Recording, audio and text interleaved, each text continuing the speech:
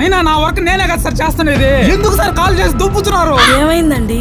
Office కాలే ఒకటే tension పెట్టేస్తున్నారు. ఆఫీస్ కి వెళ్ళాలంటే చిరాకు దొబ్బేస్తుంది. రండి అలా వాకింగ్ వెళ్దాము. వాకింగ్ చేస్తే అన్న మీకు ప్రశాంతంగా ఉంటుందండి. ఎందుకంటే టెన్షన్ పడతారు. కాస్త ప్రశాంతంగా ఉండండి. సర్లే గానీ ఉదయం మీ అమ్మ ఏమనిందో తెలుసా? ఈ అమ్మ ఇంట్లో టెన్షన్, బయట టెన్షన్, చచ్చిపోతున్నాను రా.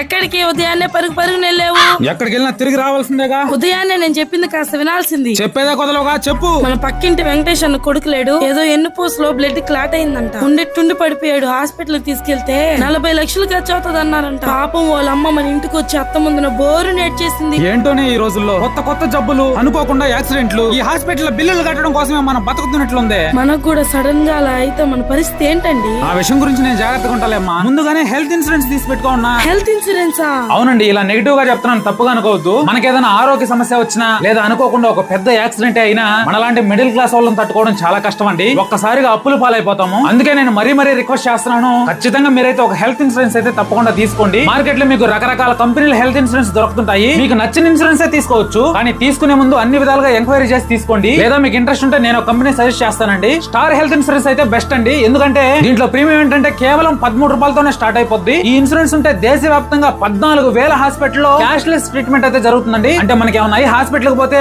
₹1 కట్టకుండా డైరెక్ట్ గా హాస్పిటల్ లో జాయిన్ అయిపోవచ్చు. ట్రీట్మెంట్ కోసం ఎటువంటి రూమ్ తీసుకున్నా గానీ ఎక్స్ట్రా చార్జెస్ కూడా ఏమీ ఉండవు. 97% పైగా కేసులు ఏం జరుగుతుందంటే ఎమర్జెన్సీ సిచువేషన్ లో కేవలం 3 గంటల లోపలే ఫైనల్ అప్రూవల్ అయితే ఇచ్చేస్తారు. పైగా దేశవ్యాప్తంగా 850 బ్రాంచెస్ అయితే ఉన్నాయండి వీళ్ళవి. ఇప్పటికే 1 కోటి మందికి పైగా ఇన్సూరెన్స్ అయితే క్లెయిమ్ అయి ఉన్నాయండి. నేను చెప్పడం కాదు, మీ దగ్గరలో ఉన్న పెద్ద హాస్పిటల్ లోకి వెళ్ళి ఏ ఇన్సూరెన్స్ బెస్ట్ మీరే కనుక్కోండి. ఈ స్టార్ హెల్త్ అనేది బెస్టా లేదా అనే విషయాన్ని కూడా కనుక్కోండి. అన్ని నచ్చితే నా బయోలో స్టార్ హెల్త్ వాళ్ళ లింక్ ఇస్తున్నాను. ఆ లింక్ మీద క్లిక్ చేసేనే తీసుకోవచ్చు. లేదా ప్రస్తుతానికి తీసుకోకపోయినా సరే మీ ఏజ్ కి, మీ ఫ్యామిలీ ఏజ్ కి ఎంత అమౌంట్ పడుతుందో ఒకసారి తెలుసుకోవాలనుకుంటే నా బయోలో లింక్ ఇచ్చినాను, ఒకసారి క్లిక్ చేసి తెలుసుకోండి.